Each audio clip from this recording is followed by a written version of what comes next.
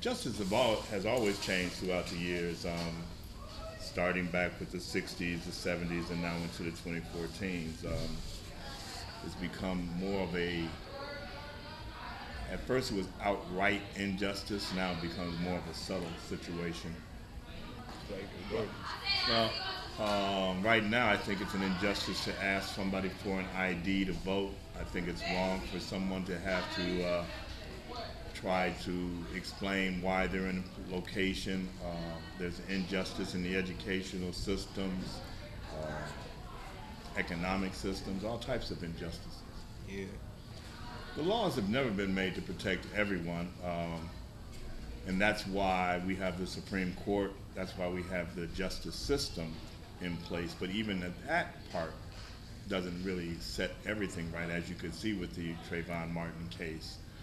We will see what happens with the other two cases, even with the brother that's in New York who was killed by police officers, or allegedly killed by police officers, and the young man in Ferguson, Missouri.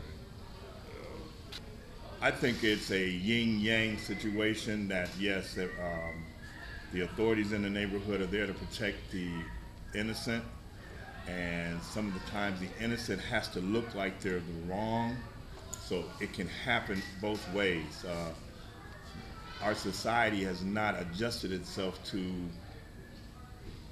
the wrongs that have happened in our community. So it's kind of a yin-yang situation. I mean, I've seen young people who have been so extremely polite and nice inside this school building, but once they step outside that door, they have to have another persona because they're in that community. Even if they're not mean, they have to look that mean because they have to ward off some of the people in the street, and then the police officer may take that in the wrong way and really not know that person. So it's yin and yang. I don't know if you remember, but I had one of my cousins was killed in the line of duty as a police officer. So I think that always they're ready to protect themselves and to protect the public.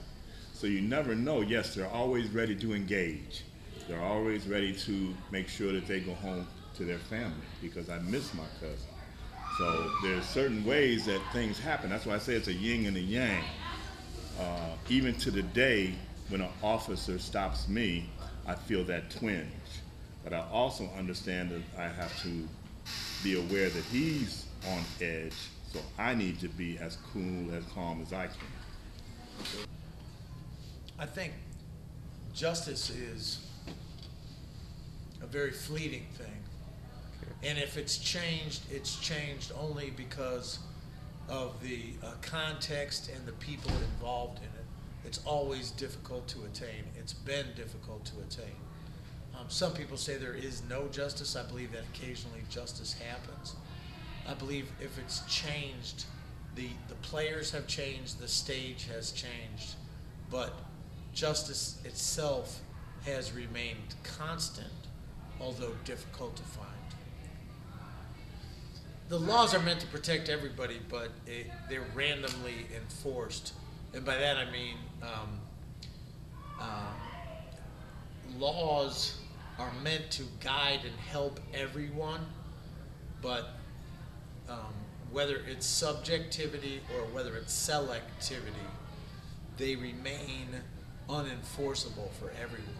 Or they can be enforced, but they're not always enforced the way they should be. Well, again, this is a subjective thing. I mean, you're asking for my opinion, and my opinion may not be the opinion of everyone in this community. It's okay. But here's what I feel is that the police in East Cleveland are very tough. I mean, I've seen them smack around kids inside the high school, and I don't think that's right. But by the same token, after recent events here at the school where there's been a series of fights that have jeopardized the safety and the well-being of other students, you know, I think one of the solutions would be is to take those kids out, take them, put them in jail for about 3 or 4 days, and let them think about it, and then take them back with a 10-day expulsion and the idea that they would be sent somewhere else. So, you know, some people say, well, that's kind of harsh, but I think that for some people that don't get the consequences of their actions, you sometimes need harsh judgments that create a situation that makes them see the problem? I would say that justice has changed. I think that unfortunately it hasn't been as strong as it's been in the past. I think that we have a different view on what's expected of people, and we look closer at some people more than others. I think that how how police behave should be across the board. I think that they have to be careful and cautious in everything that they do. But I don't think that I should be treated any differently than someone in a different neighborhood. No, I think you follow the same procedures, the same steps, and because to me that's being fair.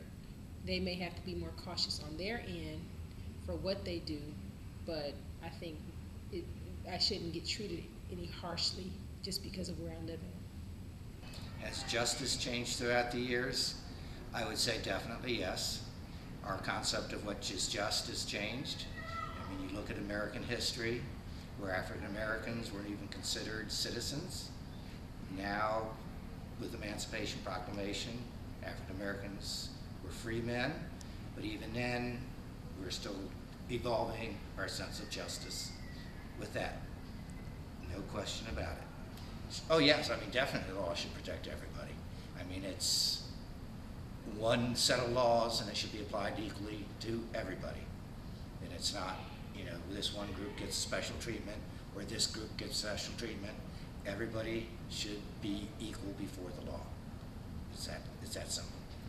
Okay. Now in reality, does that happen? Not always. When it comes to justice, I would say yes. If we take a look at where we were in the past with the civil rights movement and how African Americans were treated and how we fought through certain things, the protests, the water hoses, the dogs, Jim Crow, segregation. In fact, I have my students now, we're reading different chapters in different parts of the new Jim Crow by Michelle Alexander. So I would say when you look at the past history versus present history now with the Ferguson situation and Michael Brown, when we look at Trayvon Martin's case and George Zimmerman, when we look at Sean Bell, a young man who was killed in New York City less than a decade ago, I would say yes, history repeats itself. Well, first we have to be patient. We have to know our personnel. We have to know who we're dealing with.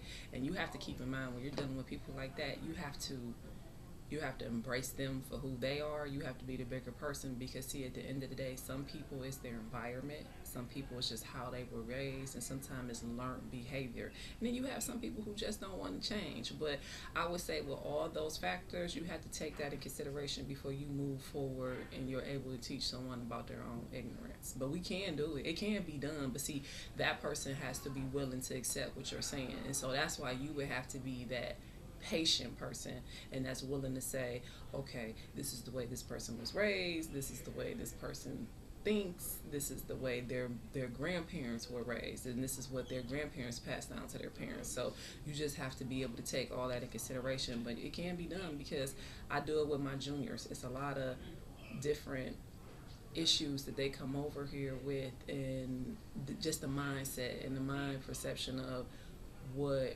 race is or what the justice system should be. And so I have to be patient and not so much just changing how they think, but helping them open their minds and think of different ways to think outside the box when it comes to race in the justice system.